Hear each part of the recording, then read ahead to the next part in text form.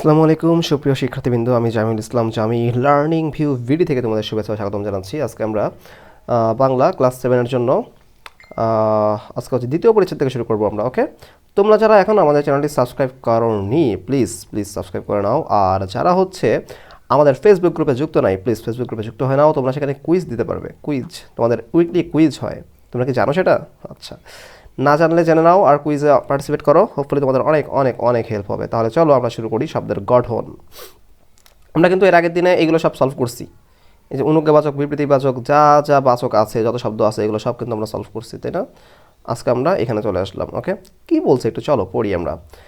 দ্বিতীয় পরিচ্ছেদ, শব্দের গঠন। নমুনা 1, রেলগাড়ি চলে রেল লাইনের উপর দিয়ে। খুব ভালো কথা। দেশে বিদেশে যত রকম যানবাহন আছে তার মধ্যে রেলগাড়ি সম্ভবত সবচেয়ে জনপ্রিয়। ছেলে বুড়ো সবাই এর কু ঝিকঝিক শব্দ শুনে মুগ্ধ হয়। নদী, নালা, পাহাড়, পর্বতের পাশ দিয়ে সাপের মতো এঁকে বেঁকে রেলগাড়ি ছুটে চলে। খুব ভালো। গাড়ির জানালা দিয়ে মুখ বাড়ালে মাঝে মাঝে দেখা যেতে পারে কুড়েঘর, ধানক্ষেত, নীল আকাশ। নীল আকাশ না, নীলাকাশ, নীলাকাশ। বাংলাদেশের রেলগাড়িতে অনেক সময় হকার দেখা যায়। তারা ডিম সিদ্ধ, ঝালমুড়ি, চিড়া ভাজা সহ আরও কত কিছু যে বিক্রি করেন। অনেকে পত্রপত্রিকা বিক্রির জন্য রেলে ওঠেন। একবার একতারা হাতে একজনকে রেলগাড়িতে উঠতে দেখেছিলাম। তিনি পল্লীগীতি শুনিয়ে সবাইকে মুগ্ধ করেছিলেন।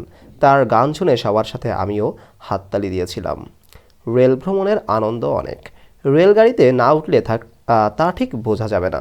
ওকে ওকে কোনো কোনো শব্দ ভাঙলে দুটি অংশ পাওয়া যায়, দুটি অংশই আলাদাভাবে অর্থযুক্ত। কি বলছে? দুটি অংশ পাওয়া যায় ভাঙলে, একটা শব্দকে ভাঙলে দুটা শব্দই আলাদাভাবে, মানে ডিফারেন্টলি অর্থযুক্ত। তুমি তার মানে আমি বলতেছি একটু পরেই। তার মানে দুটি অর্থযুক্ত শব্দ জোড়া দিয়ে একটি নতুন শব্দ তৈরি হতে পারে। যেমন বটতলা, বট আর তলা দুটি অংশই অর্থযুক্ত।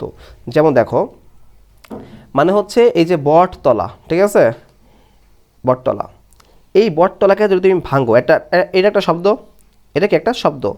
শব্দকে যদি ভাঙ্গা মানে কি? অর্ধেক করি। অর্ধেক করা মানে কি? একটা পার্ট, মনে করো এরকম যে কনসেন্ট্রেশন, একটা বড় একটা ইংরেজি ওয়ার্ড, ইংরেজি দিয়ে বোঝাইতে সুবিধা হয়, যদিও বাংলা। দেখো, কনসেন্ট্রেশন, তাহলে আমি একে ভেঙে ভেঙে কী করবো? কন, তারপরে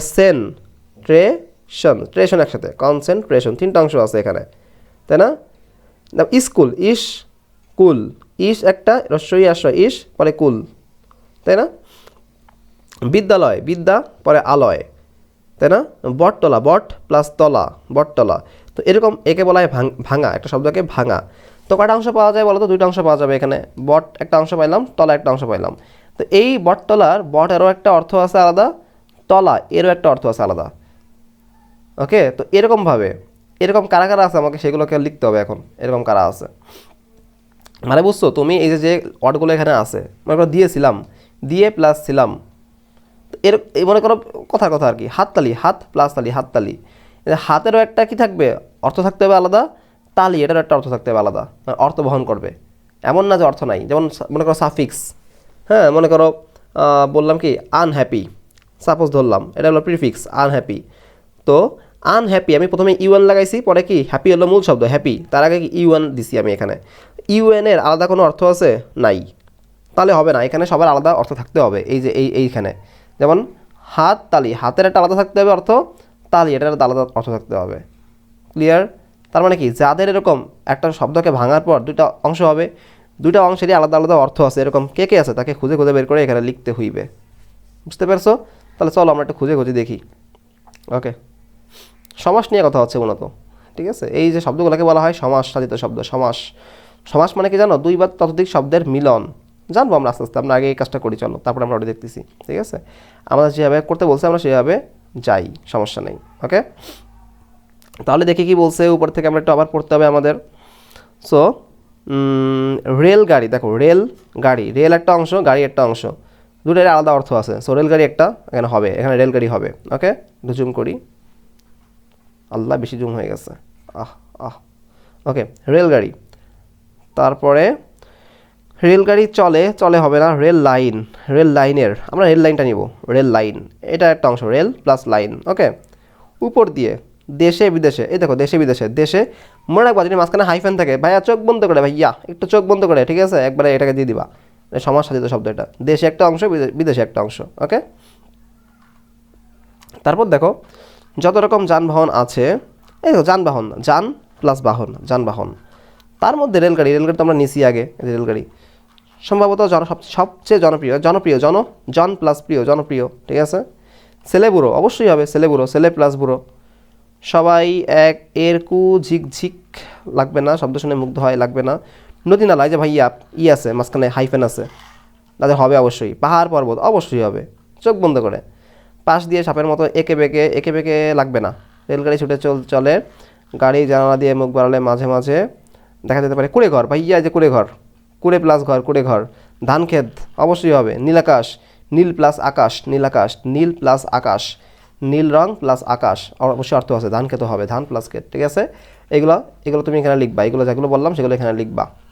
নেক্সট বাংলাদেশের বাংলাদেশের রেলগাড়িতে, আচ্ছা বাংলাদেশের লাগবে না, রেলগাড়ি তো আমরা নিছি আগে। অনেক সময় হকার দেখা যায়, লাগবে না। তারা ডিম সিদ্ধ, যে ডিম সিদ্ধ লাগবে। ঝালমুড়ি অবশ্যই, চিরা ভাজা অবশ্যই আসবে, সহ আরও কত কিছু যে বিক্রি করেন অনেকে। পত্রপত্রিকা, ভাইয়া এই যে দেখো পত্রপত্রিকার মাঝখানে কী আছে, হাইফেন আছে, অবশ্যই চোখ বন্ধ করে দেবা। পত্রপত্রিকা এটা হলো ট্রিক্স।